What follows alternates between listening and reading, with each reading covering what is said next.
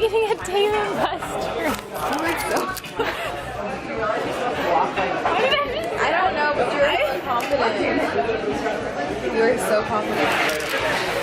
I'm tired. We had long flights all day at TGIF. That's what it is. And I think people call it TGI Friday. I'm gonna go get ready so I can hang with this America's Next Top Model because you think I'm not gonna be cute. She is beautiful, gorgeous. This lighting, you look bomb. Can you see? Oh, hey, lighting. Hi, lighting. Ooh, make sure my vagina's not hanging out. Bounce, bounce, bounce, bounce. I don't know what this is like. Let's see. We don't go as fast as the other one. Yeah, quick, actually. So I'm right there, real quick. It's a lot of hotels out here where they have security, and there's a lot of hotels out here that don't have security. And you guys got to really look at one thing: the hotels that have personnel at the lobby. And I want to run down something to you guys. When she went inside of the parking garage after the procedure, you guys have to understand, she wasn't alone because she was in the wheelchair. They were pushing her because anytime you have a surgery, you cannot make sudden footsteps or movements because it'll rip the stitches out. I want you guys to really understand that. That's true. You've got these fresh wounds that have been sewn up. You can't make sudden movements. You can't twist or tweak a certain way. So you have to have somebody there with you. You have to have somebody there to help you do the normal everyday things. Even just walking, you can't walk by yourself after surgery. You're gonna pull something, rip something. Yeah, and a lot of people sit there and look at it as if this was something that Jackie O knew. She knew that it was basically something that was going to happen because she felt it in her stomach. If you guys go to the beginning of this video, rewind this video to the very beginning, you guys will see they basically escorted her out of the surgery room with, and I'm going to be specific and discreet, with assistance from people that she knew. It wasn't a random person who basically took her out.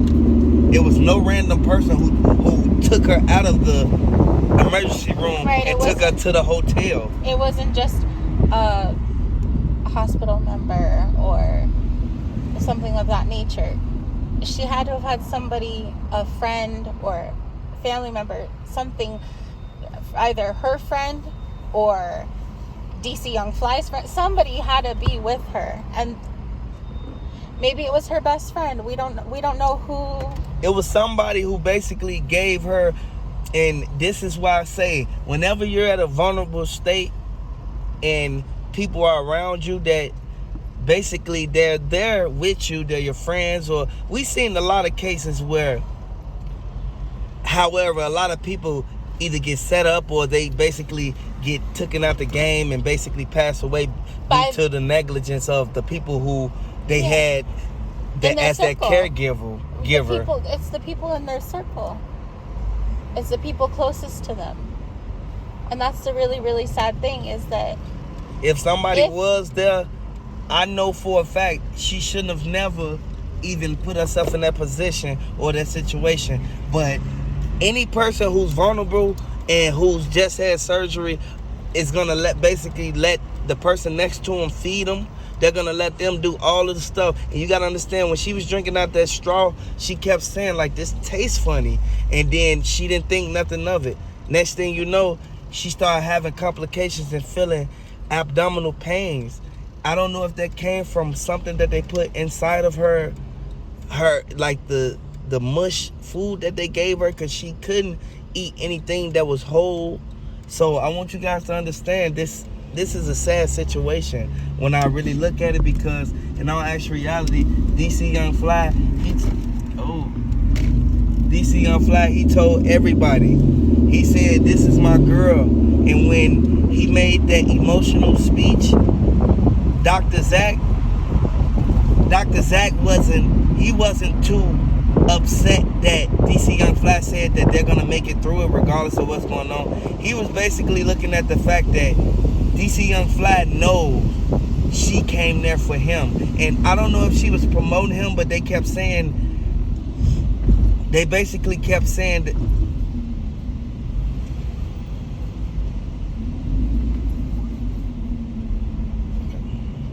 They basically kept saying that it was a lot of people who basically was suspects. But I know for a fact, someone stated she was there and she was looking very obnoxiously at the person who was basically at the valet. And I know a lot about the hotel scenery. When we examine the inside of the hotel, the inside of the hotel,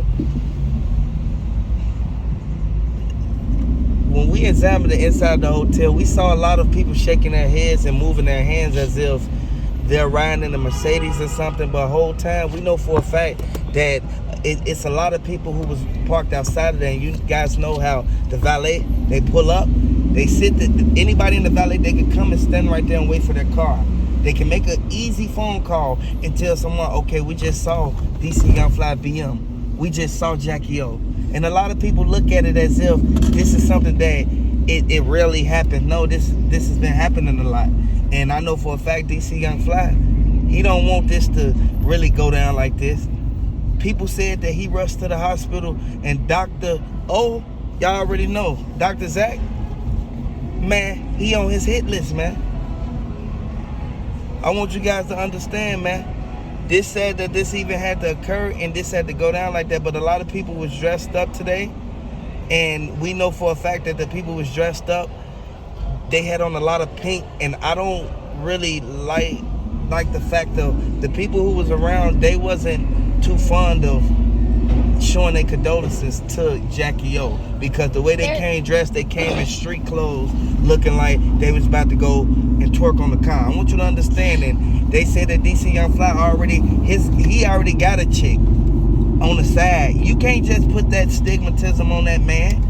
He lost somebody who he loved, regardless of if he grieving in the open and loudly and crying obnoxiously. No, he don't have to do that. In all actual reality, he don't have to basically show that he's crying out loud. That's why he said God gonna help them. At the end of the day, he put his faith in everything. Everybody does grieve differently, but I'm gonna say it was still eerie to me watching the funeral. It was eerie. I know it was eerie. A lot of people say that, but it was kind of like he was holding back the tears because he didn't want people to see that side of him. Yeah. So when you don't want to see that side of somebody, and then you don't want people to be basically in your business, and he know how a lot of people on the internet basically take him crying and yada yada, do this and that, go out the band. And being a famous person, they would have maybe even made a meme of him crying at her funeral or something like that. Well, we know for a fact he's grieving. He just lost his girl. R.I.P. to Jackie O, man. And them kids, I want them kids to have a wonderful life. I want them kids to grow up to know that their mother was the best person who basically took care. She took care of half the family. And she, by her working on Wild and Out, being a famous figure, they looked at it, and you know what they did? They said, you know what? Jackie O's gonna take care of everybody on her mother's side. This is something that nobody really able to do in most cases, but a lot of people, they look at it and say, okay, I'm gonna get in the mold and I'm gonna send my condolences out to Jackie O, because Jackie O was the one who went out there. She went out there due to the fact of everybody telling her, girl, they pumped her head up. Don't pump nobody's head up to go out there and basically get something done and she already looked it good. Yeah, she didn't need it. She already looked it good. She didn't need the surgery. She looked good. A lot of people sit here and look at it from a whole nother different perspective, when in all actual reality, you have to be mindful of the way that they treated her. They could at least had open towels, everything. They could have had things that would have kept her comfortable and had her in stable condition to the point where she won't have to go through this. Jackie O, they found her alone in the hotel. I want you guys to understand. The person she came out there with was already gone. Yeah. Why did they leave? Her best friend left early is what was being said.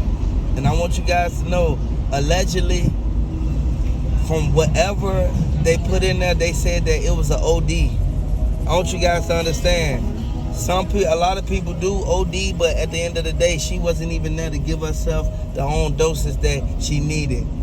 I want you guys to understand. The hotel staff said they saw people with her. So, in all actual reality, no one can cap about this. Ooh. Dang. No one can cap about this, but in all actual reality, we'll just do it just because. Like, I know a lot of people sit back and look at it like they stalled time, and they put things in line to make people basically speculate on what she set up by DC Young Fly.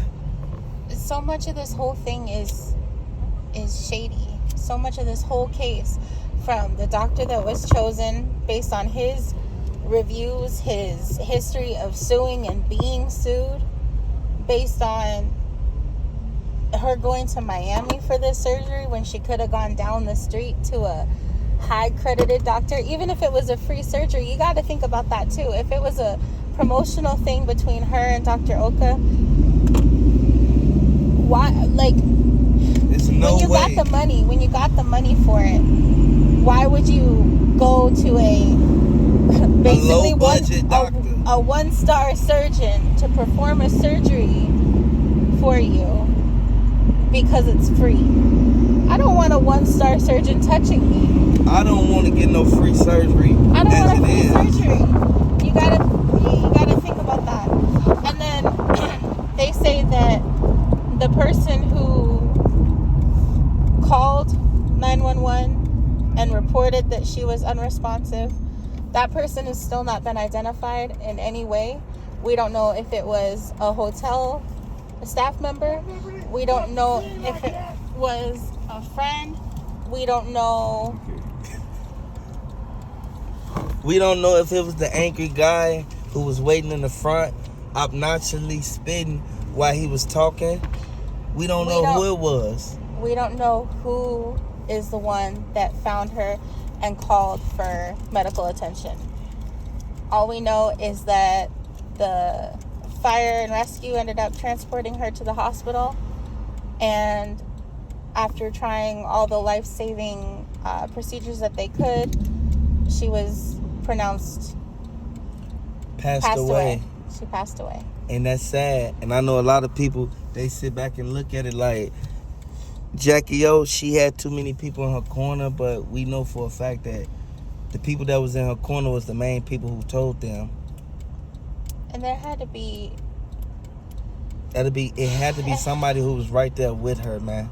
And I know for a fact, it's a lot of speculations on why did she pass away while she was asleep. Why did they say it happened at the surgery? They're saying, so in the beginning they were saying that it happened during surgery. And then it came out and they said that it happened post-op. And now it's come out and they're saying that she passed away in her sleep. But there's no actual evidence. There's no actual police report as of now. This is all speculation, and it feels like they're just keeping it under wraps, and it's so sad. It's something that they could have basically kept out of the public eye. Hey, welcome to the channel. Hey, hit the like button, subscribe to the channel if you down for Jackie O. I know for a fact that the most important thing is the kids. And I want you guys to understand, the hotel, they haven't released the footage, but from the floor plan that we just investigated and went and seen, everybody was out there. Everybody who was in that hotel, and I worked in hotels. I worked in about 2 or 3 hotels my whole life. I want you guys to understand, the hotel that we went to, that Jackie O was staying at, that was the same hotel that basically a lot of people sat back and looked at it like they were supposed to have their security down packed and down tight. I want you guys to understand what the private investigator said. The private investigator saw everything that went on. She was very well known. Social media star from YouTube, from Facebook. She had a big following. And that Instagram. That big following came from DC Young Fly. Yeah, and well, not only that, she was on Wild 'N Out too. Yeah, You but have to remember, after so she had- both of them, if you guys agree with me, I want you to throw the 999s in the comment section. If you guys agree with her, I want you to throw the 111s in the comment section, you guys. I'm not saying she didn't get a following from DC as well, but she had her own fans that followed her because of Wild 'N Out. I want you guys to know that the things that we basically just came across is public records. And I know a lot of people have their lights turned off, but I know a lot of people still can see. But you guys can really look through what's really going on and really open your eyes and really identify that Look at the evidence. Just the evidence. It points to a setup, or somebody basically ran in on her while she was in the hotel room for whatever various reasons. So I want you guys to hit the like button, subscribe to the channel if you're new. I want you guys to just basically in the comment section let me know if you guys are a fan of Jackie O, and let me know if you guys are a fan of just the whole situation with Nick Cannon and Wild 'N Out. And I want you guys to understand, do you think that everything that happened was a setup? Do you think that Nick Cannon played a part in it? Because allegedly Nick Cannon FaceTimed her while she was out there. If she was alone, that means that DC Young Fly wasn't around. That way she was able to answer the FaceTime. So this is what makes things seem like true. People had too much access to Jackie O. And I'm going to leave it at that, you guys. Subscribe to the channel for updates. Thank you, guys. Thanks Have for a great watching. night. Thanks for watching.